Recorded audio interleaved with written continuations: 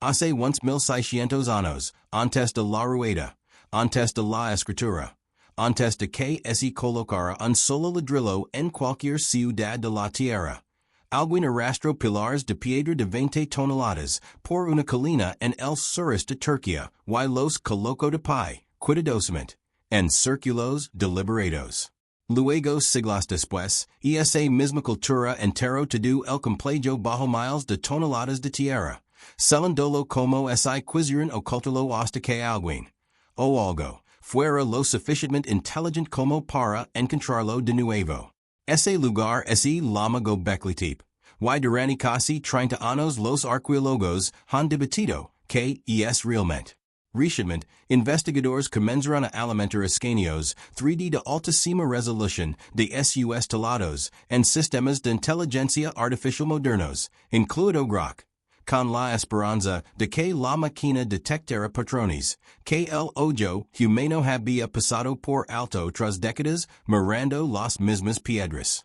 Lo que encontraron no fue un simple catálogo de grietas y erosion. Fue un patrón en los talados que coincide, según un grupo pequeño pero serio de científicos, con las posiciones de constellations reales. Esa lectura es correcta. La estructura monumental más antigua jamás descubierta por la humanidad podría ser menos un templo y más un mensaje. Göbekli Tepe se encuentra en una cresta caliza en lo que hoy es la provincia de Sanlierfa. Y fue redescubierto por el arqueólogo Klaus Schmidt en 1994, después de que un equipo de reconocimiento anterior para por ahí en los años 60 y descartara el sitio como un cementerio medieval abandonado. Schmidt sospechó casi de inmediato que estaba ante algo mucho más antiguo. La datación por radiocarbono finalmente ubicó la construcción alrededor del año 9600 AC.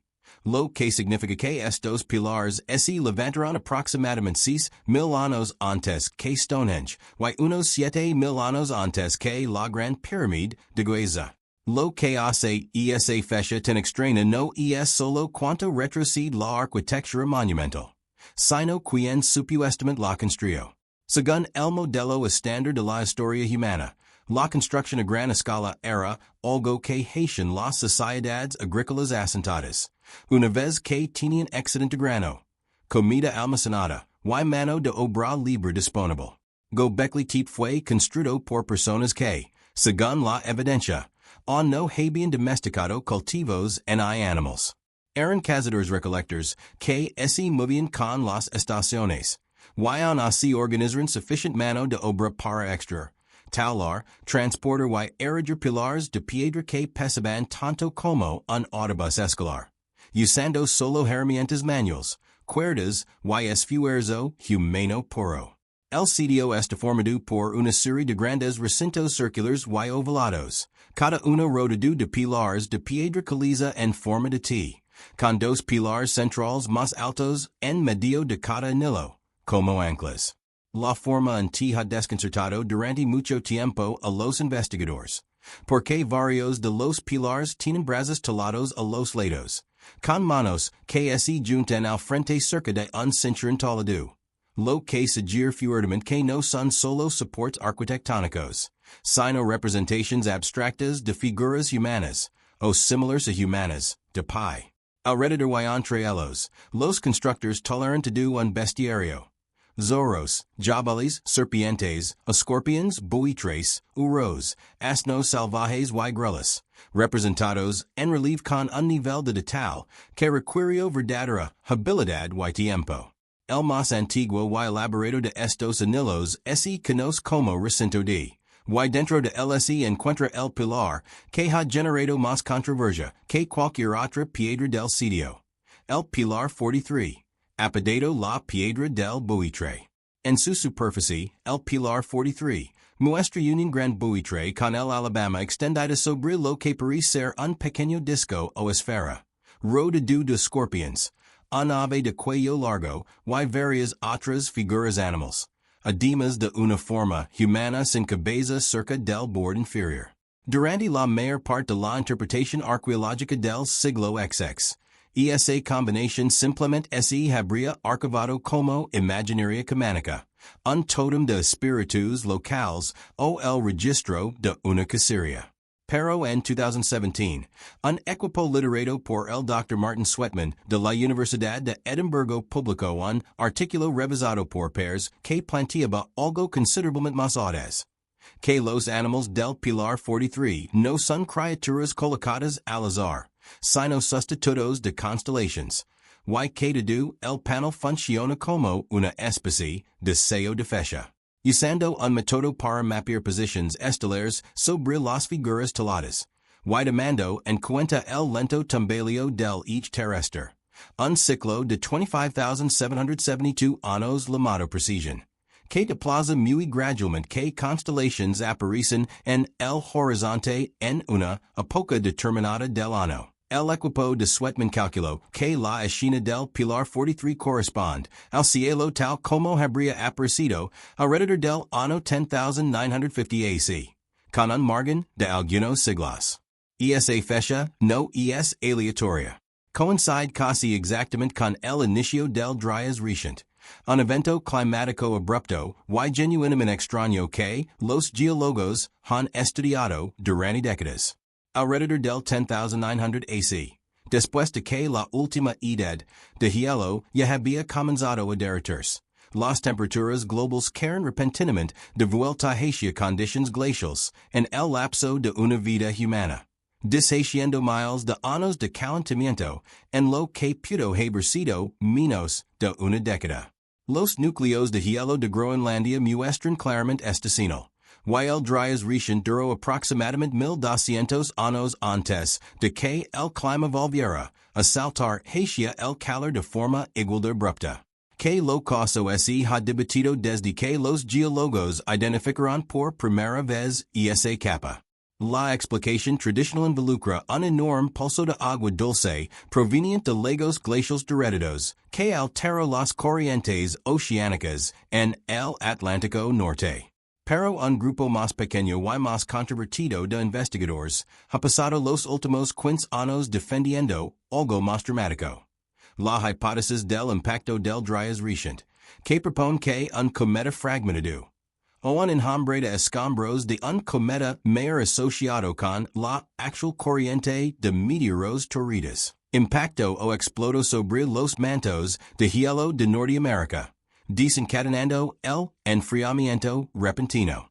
Los defensores de esta hipótesis señalan una delgada capa sedimentaria, encontrada en sitios de varios continentes, que contienen concentraciones elevadas de platino, cantidades inusuales de nanodiamantes y pequeñas esferilas.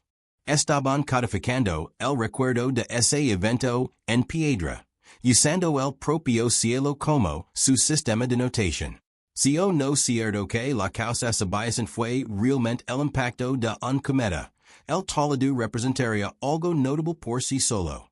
Una sociedad de cazadores-recolectores rastreando posiciones celestes con suficiente consistencia y suficiente vocabulario simbólico compartido como para registrar una fecha específica usando constellations. Y haciendo los siglos o milenios antes que cualquier otro registro astronómico confirmado en la Tierra. Cuando los investigadores modernos ejecutaron fotogrametría de alta resolución y análisis de imágenes asistido por IA sobre la superficie del pilar, la herramienta no inventó nuevos animales ni nuevos símbolos que no estuvieran ya ahí. Lo que hizo fue ayudar a cuantificar algo que investigadores humanos ya habían propuesto a simple vista. El espaciado, la proporción y los ángulos relativos de las figuras taladas se forman un mapa estelar plausible cuando se superponen sobre simulaciones de cielos nocturnos antiguos, usando software astronómico estándar y verificable. Esa es una contribución genuinamente útil, porque convierte esto ese país a Escorpio en una afirmación geométrica comprobable que otros científicos pueden verificar, discutir y intentar refutar. Que es exactamente como se supone que funciona la arqueoastronomía real. Nada de esto prueba que los constructores supieran que se acercaba otro cometa, en hay que enterraron el sitio como un sistema de advertencia, En hay que existe una bóveda oculta de tecnologías celada bajo los pilares. Esos son el tipo de afirmaciones que aparecen en videos virales y canales de clickbait. Y vale la pena ser directos sobre por qué son un problema. No existe evidencia verificada de una cámara subterránea con blindage magnético bajo el recinto de. En hay objetos metálicos confirmados detectados por radar de penetración terrestre. En hay consenso científico que respalda un reloj de cuenta regresiva apuntando al presente. Se han realizado estudios de radar de penetración terrestre en Göbekli Tepe. Y han ayudado a mapear recintos adicionales enterados. Las estimaciones actual sugieren que podría haber alrededor de 20 anillos en total, con la gran mayoría todavía bajo tierra y sin excavar. Esa parte es cierta y, francamente, ya es lo suficientemente emocionante sin necesidad de exagerarla. Pero convertir. Hay más recintos enterados que on no hemos excavado. En hay una bóveda alienígena celada ahí abajo. No es una interpretación de la evidencia. Es ficción disfrazada de documental. Este guion no te va a hacer eso. Lo que realmente ocurrió en Göbekli Tepe, según la evidencia física que los arqueólogos han documentado cuidadosamente, ya es suficientemente extraño por sí mismo. Alrededor del año 8000 AC, aproximadamente 1600 años después de que se construyera el recinto de, las personas que usaban el sitio comenzaron a rellenar sistemáticamente los recintos con escombros, una mezcla de piedra caliza triturada, herramientas de sílex, huesos de animales y tierra. Esto no fue erosión, en las secuelas de un ataque. El relleno fue deliberado. Y es la razón por la que los pilares y sus talados sobrevivieron en un estado tan notable durante 1500 años. Si el entierro fue un cierre ritual de un espacio sagrado, una forma práctica de construir un nuevo recinto sobre uno viejo, o algo completamente distinto, sigue siendo un tema genuinamente debatido entre los arqueólogos que trabajan en el sitio. Lo que no está en debate es que el entierro protegió los talados del viento, el sol y la escarcha que de otro modo habrían borrado los relieves en pocos siglos. Y es precisamente por eso que hoy todavía podemos leer los animales del Pilar 43 con tanto detalle. Hay un segundo misterio, más silencioso, incrustado en todo esto que no requiere ninguna especulación sobre relojes del fin del mundo para resultar inquietante.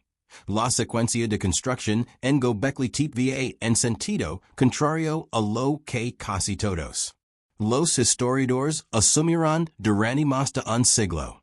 Los recintos más antiguos, incluido el recinto de, son en realidad los más grandes y técnicamente más sofisticados, con los pilares más grandes y el trabajo de tala más fino. Los recintos más recientes, construidos a medida que pasaban los siglos, son más pequeños, más toscos y menos cuidadosamente ejecutados. Bajo el modelo antiguo, donde la agricultura creaba el excedente